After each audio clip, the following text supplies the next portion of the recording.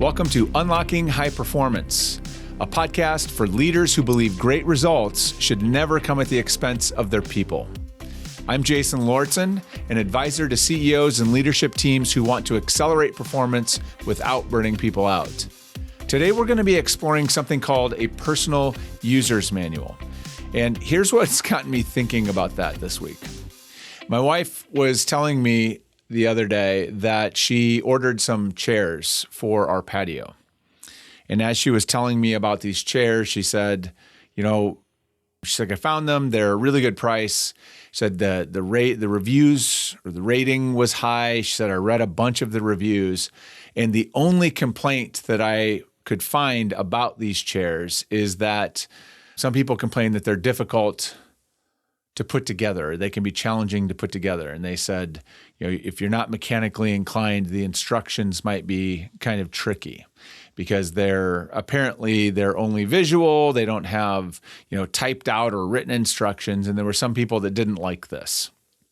And this got me thinking about how, we kind of expect everything that we interact with or buy to come with a user manual, right? I mean, unless it's something super simple that doesn't require explanation, we buy any kind of new appliance or device or, anything that requires some assembly, we expect there to be a user's manual or some instructions that come along with it. And when the instructions aren't clear, we get disappointed, right? If it doesn't make the experience easy, we get disappointed. And in today's world, even when we are disappointed by the instruction manual, we can go to YouTube or, any of the other video platforms, and we probably can find someone who's put together a how-to video to kind of walk us through how to do this, to sort of give us those instructions on how to make the experience, I wouldn't say maybe not easy, but less difficult at the very least. Everything comes, we have this for everything. We have this for our cars. We have this for, everything that exists in our house, our technology. But the one thing we don't have this for is specific people. If you have someone in your life that is hard to communicate with or difficult to figure out how to break through with them, you can't go to YouTube and look up a video about them. At least I'm assuming not for most people. There is no user manual. And this is particularly true at work when we think about how important it is that we work well with the people that are on our teams or that we need to collaborate with. We have instructions for how to do a lot of things at work, but again, there's no user manual for how to work with other people. But what if it doesn't have to be that way? That's why I want to talk with you today about personal user manuals, because this is a practice. It's something that I heard about for the first time, probably at least 15 years ago, I would suspect, or thereabouts. I heard about it from my friend Aaron Hurst, who is the author of a book called The Purpose Economy. He's also the founder of the U.S. Chamber of Connection. He, at the time, was running a tech company, and he had written about this practice that he had used. And I think he I don't know if he heard it from somebody else or whatever, but he talked about it, and then he wrote a post about this. And I was instantly intrigued. I asked him about it, and he described kind of how they use it. But this has become a much more common practice, and it's basically, the practice is that teams, the individuals within teams or a leader with a team will ask each team member to basically write their own sort of user manual. And when I heard this, I was like, of course, why wouldn't we do this? Because half our frustration at work is that people don't treat us the way that we wish they would. They don't communicate with us the way that we wish they would communicate with us. They try to, they don't connect with us at the times that are most convenient for us. And part of the reason that happens is because they don't know. We don't have a mechanism for communicating that. And the personal user manual is a practice for sort of closing that gap.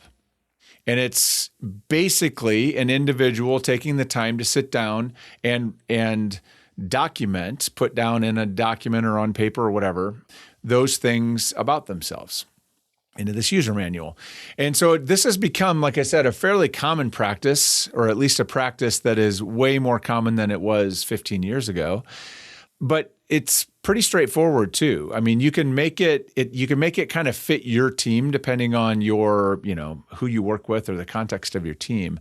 But generally, the way that this works is that as a leader of the team, or whoever's sort of asking or leading the team through this, it's useful to create a template that starts with kind of a bunch of questions that you invite people to answer, to share their answers.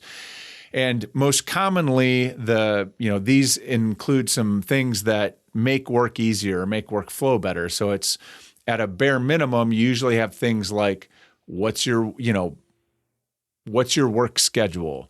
When do you, if you're in a hybrid situation, when are you in the office? When aren't you in the office?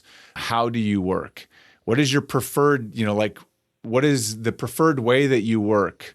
In terms of, like, some people work in spurts, right? And they might have focus time where they don't check emails for a few hours at a time because their head's down working on kind of, maybe they're writing or coding or editing or reviewing or whatever, something that requires focus. So there's going to be hours of time where they're offline. That's how they work, and then they come online. There's other people that check emails all day long, right, due to the nature of their work or whatever they do. But it's like communication, or work style is one. Communication style is another piece that you invite people to share. How do you prefer to communicate? What's the best way to communicate with you? What tools are best for you? So you might say, I'm not great at staying on top of my email box. So if you need me, or if you need to get my attention, send me a Teams message or shoot me a text, and I'll know that you need something right away. Then I'll go look at your email or whatever. But you can communicate, how it is most effective to reach out to you, signal that they need something, or to share where and how to share information. So work schedule and style, communication preferences. I think also it's usually good practice to talk about feedback, right? How do you like to receive feedback? How do you like to be asked for feedback? Are there particular kinds of feedback that you welcome and you seek, or that you really value? Do you have preferences around if someone wants to recognize you, if someone notices that you did something well and wants to provide recognition? Do you prefer public recognition or private recognition? Would you like them to tell the boss and then the boss can recognize you? Like, what is your preference with that? Because everybody's different. You might be someone who's like, just send me an email saying thank you, or tell my boss, or like I joke about this all the time, but I'm more of a public recognition person. If you witness me doing something great, I'd rather you tell other people about how great I am versus telling me, right? That's public recognition. So those are things that you could include. Another thing that's really helpful is, what are your strengths? What are your superpowers? What are the things that you're really good at? What are the things that people should ask you or could ask you to help them with, right? Because maybe you're a wizard at, some tool that the team uses, or maybe you are, maybe people don't know, but you're a really great kind of visual artist. You're good at like drawing, and you're good at graphic design, and nobody on the team maybe even knows that. Maybe you're someone who's comfortable with conflict or confrontation. I have a son that works in the restaurant industry. It's a sports bar. Occasionally they have someone that comes in, drinks too much, gets a little unruly. He spent 4 years in the Marine Corps. He has no problem with confrontation. So when those situations come up, everybody knows that he is very comfortable stepping in to handle that. Doesn't bother him at all. Terrifies a lot of other people, doesn't bother him at all. So, right, that would be something he might put in his user manual if they were putting it together. So those are kind of the fundamental pieces I think are really helpful. Some people will include things like interests and hobbies that are meant more as, points of connection or opportunities for points of connection, maybe fun facts about me, someone where they grew up, or that they have pets or whatever, right? You can include whatever you want in there, but it's, you think about it, whatever will make it easier for someone else to know how to interact with you, that can go in there. Some people will also include things like pet peeves or triggers. Don't ask me about this, or I have a big pet peeve against that. It's a lot easier to write that stuff down and put it in your user manual so then others can read that and see it and signal it and take that message than it is to try to deal with that when you've never communicated it and someone else doesn't know it's a pet peeve and yet they keep doing it. And now you have the awkward, moment of trying to confront them. So that the user manual is designed at its most fundamental just to make it easier for us to interact, make it easier for everybody on the team to interact with each other. So I'm going to share a couple of links in the show notes to resources online that you can look at. There's different examples of simpler templates and then a little bit more robust template. The key here is to make it work for your team. And if you go search for personal user manual in Google or your favorite search engine, it will bring you back a whole bunch of different resources and templates and blog posts that talk about how to do this. So a lot of resources out there. Once you do this, if you do this with your team and they decide to, you build these out, then the next key steps are just to bring together the team. First I would have everybody write them, create them, share them so that the team can take a look and read each other's, and then create some space for the team to come together and talk about them, ask each other questions, what things were clear, aren't clear, right? This is just a discovery curiosity session. So, if I put something in there about a pet peeve and somebody's not clear what it is, like, hey, can you tell me more about that? Or I say, maybe I have some type of communication preference around, so you can reach out to me either through this or through this. Someone might say, okay, which one is which one do you prefer? Out of those two, which one are you most frequently, attached to or going to pay attention to? You can just get curious, right? This is where you get curious and people can take notes.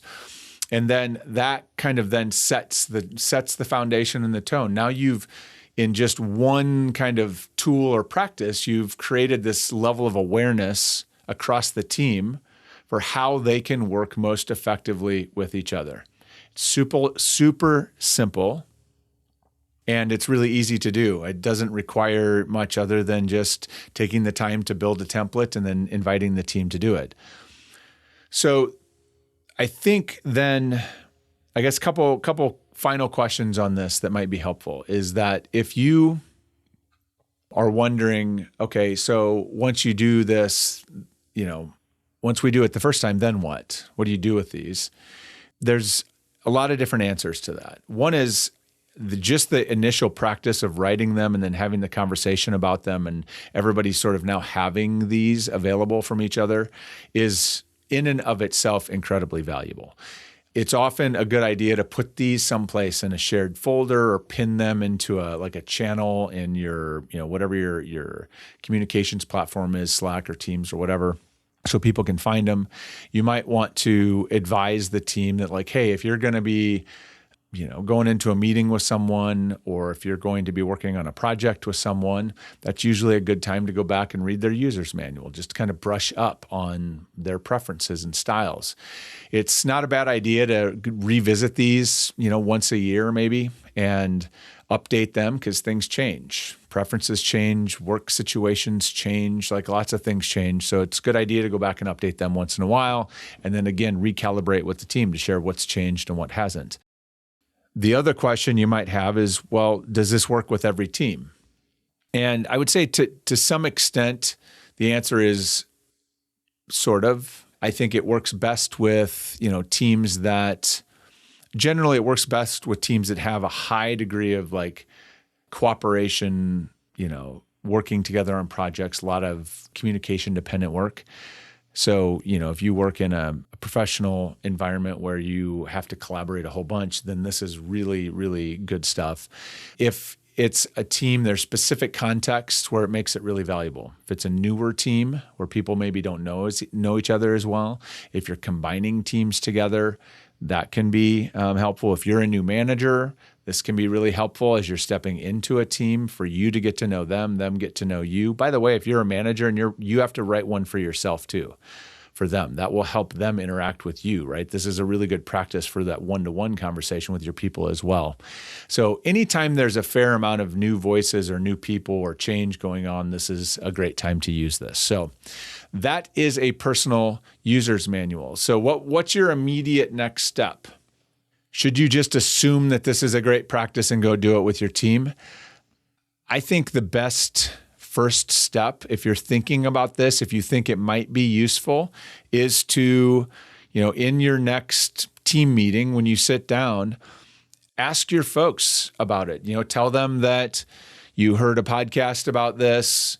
Here's what it is. Here's why you think it would be useful and how it would benefit the team. And then ask them what they think. Would they be open to doing this? My experience with my teams, most of them, once they heard about it, were like, yeah, that sounds really helpful, because they know the frustration of trying to deal with someone or trying to work or communicate with someone on the team and it just being difficult. And so this helps relieve that tension. It helps them maybe ask some questions they don't know how to ask. So that's where I would start. Share it with your team and invite them into the process. And if they say yes, then build a template and get it to them and follow the steps I just walked through. I think you'll be delighted with what it will do for your team. So thank you for listening. That's what I had for you today. I hope you can take something from this back into your team. At the very least, the message I hope you take is that the more you can demystify for each member of the team what other members of the team need, expect, want in order to work most effectively, the more productively your team will operate. I look forward to seeing you next time.